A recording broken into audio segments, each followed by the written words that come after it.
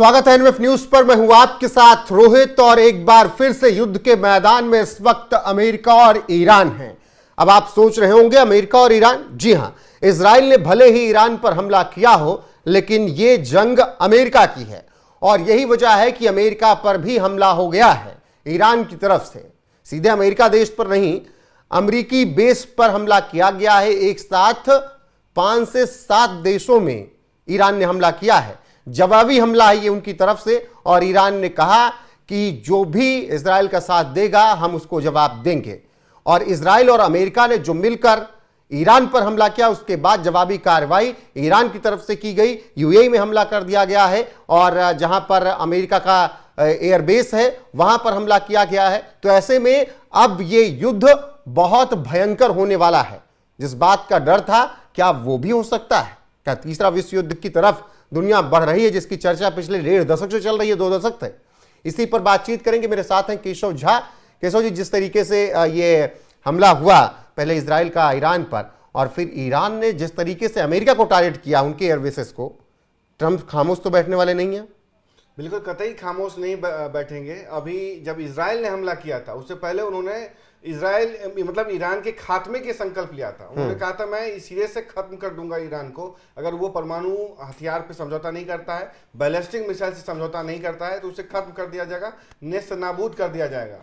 America के कहा जा रहा है कि जो रिपोर्ट्स हैं कि अब्राहम लिंकन जो उसका युद्धपोत है, जो एक तरीके से समझिए कि पूरी ईरान की नेवी के पर बम बरसाने के लिए मशहूर है, उसको पूरी तबाह करने के लिए मशहूर है और अकेले वो सक्षम है कि पूरी ईरान की नेवी को समाप्त कर देगा, उससे हमले किए गए। उसके जवाब में ईरान ने तकरीबन 7 अमेरिकी बेसिस पे यानी कि मिडिल ईस्ट के मुस्लिम देशों में 7 देशों पे हमले किए हैं, जिसमें कि यूएई है, बहरीन है, कतर है, उसके बाद कुवैत है, तमाम ऐसे देश जहां पे कि उसके या तो नेवल बेस है या तो एयरफोर्स बेस है या मिलिट्री बेस है।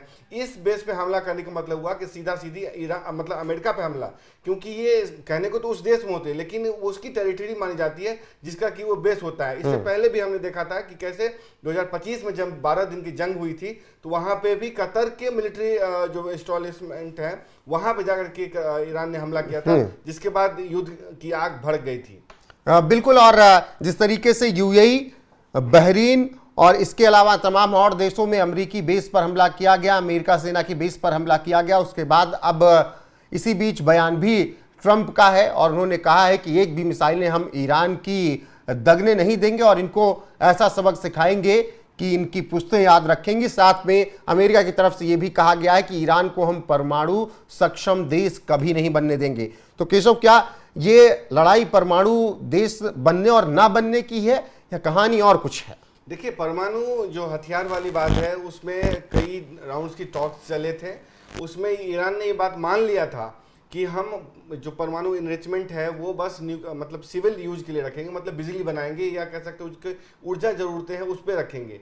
लेकिन इजराइल और ईरान ये मानने मतलब इजराइल और अमेरिका मानने को तैयार नहीं है कि वो इससे मान जाएगा, क्योंकि उनका कहना था कि कुछ ही दिनों में ईरान जो है परमाणु हथियार बनाने में सक्षम है। क्योंकि ईरान के बारे में कहा जाता है वो मुस्लिम देश का वाहिद मुल्क है जिसके पास इतनी क्षमता है कि वो अपने बल पे परमाणु हथियार बना सकता है, क्योंकि उसकी जो एक रिच लेगेसी है, पर्शियन कल्चर है, तो उसमें पढ़े लिखे लोग काफी है, पढ़े लिखे साइंटिस्ट काफी है। इसलिए आप देखते हैं कि एक खत्म होता है दूसरा पैदा हो जाता है। इसलिए उसके परमाणु उस पर हमला करने की तैयारी की जा रही थी लंबे समय से। B-2B बॉम्बर से हमला भी किया गया था, लेकिन कहा गया था कि 2 से 4 महीने ही इसको पीछे धकेला जा सकता, खत्म नहीं किया जा सकता, क्योंकि उसको भी पता है कि अमेरिका अटैक करेगा तो उसी तरीके से अंडरग्राउंड फैसिलिटी बनाते हैं एक, और कई शहरों में उसको तब्दील कर देते हैं। बिल्कुल। और ऐसे में एक तरफ अब अमेरिका और इजराइल साथ में खड़े हैं, तो अब दुनिया देख रही कौन किसकी तरफ जाएगा।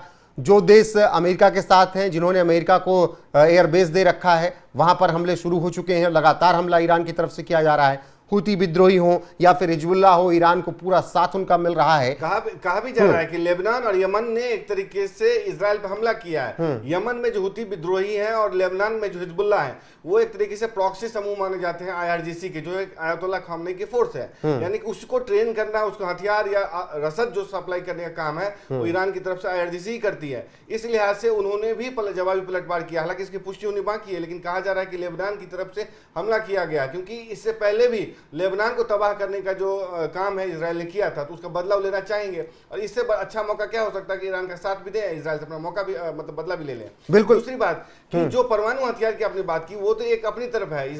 ईरान मान गया था कि उसकी बातचीत जो उसके साथ चल रही थी अमेरिका के साथ, वो तो चल रही थी, वो मान भी गया था कि हम इसको रोक देंगे। लेकिन अमेरिका ने जो शर्त रखी थी कि ईरान अपने बैलिस्टिक प्रोग्राम जो है, उसका मिसाइल प्रोग्राम, उससे समझौता कर ले। देखिए, बैलिस्टिक मिसाइल प्रोग्राम ईरान के लिए बहुत ही जरूरी है, क्योंकि अगर वो उसके पास ना हो तो डे टू डे की जो फाइटिंग होती है, जो अपने देश की सरहद को सुरक्षा करने के लिए जो जरूरत होती है, वो एक तरीके से कह लें कि बहुत जरूरी है उसके लिए। और इजराइल का जो डिफेंस सिस्टम आयरन डोम है, उसने भी देखा आपने कि कैसे उस पर अटैक किया गया था, उसको भेज दिया था ईरान के बैलिस्टिक मिसाइल। काफी रिच प्रोग्राम माना जाता है। अमेरिका ने उसी को नेस्तनाबूद करने की शर्त रखी थी, जिसपे ईरान ने कहा कि रेड लाइन है, इससे हम समझौता नहीं करेंगे, क्योंकि ये एक तरीके से खुद की रक्षा से समझौता करने के बराबर। बिल्कुल। और ऑपरेशन इपिक फ्यूरी के नाम से जिस तरीके से ये लॉन्च किया गया है, ऑपरेशन अमेरिका की तरफ से और इजराइल की तरफ से, उसके बाद ये जंग भीषण होती हुई नजर आ रही है। लेकिन दुनिया इस जंग के बाद संकट में फिर से एक बार आने वाली है कि सो इससे भी आप मुंह नहीं मोड़ सकते हैं।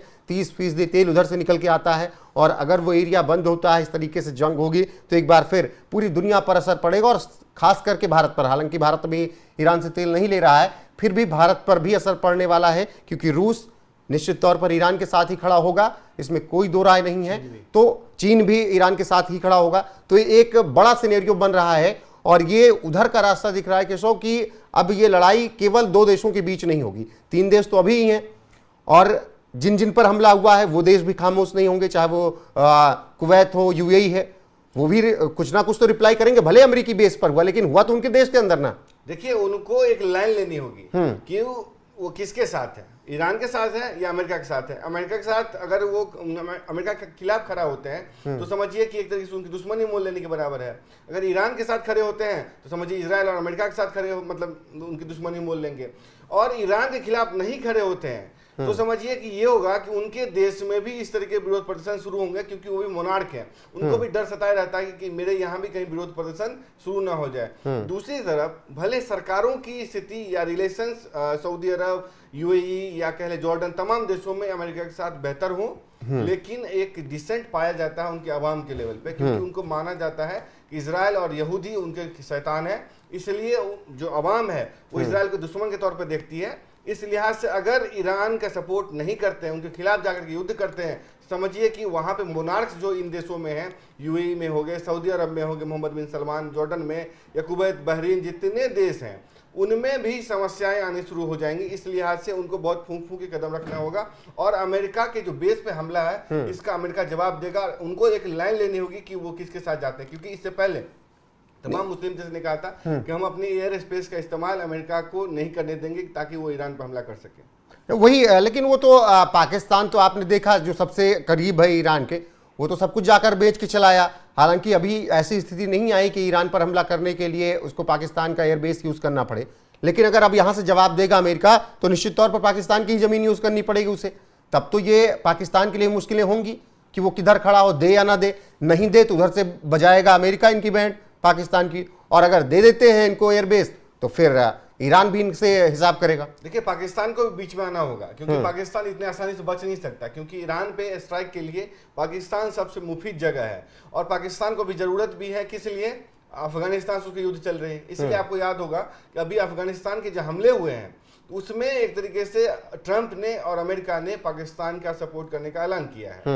आपको इसी के बाद ये हमला हुआ है, तो आपको समझ में आती है कि इसकी कनेक्टिंग डॉट्स जब आप करते हैं, तब पता चलता है कि अमेरिका क्यों मुनीर को वहां पे लंच ऑफर कर रहा था।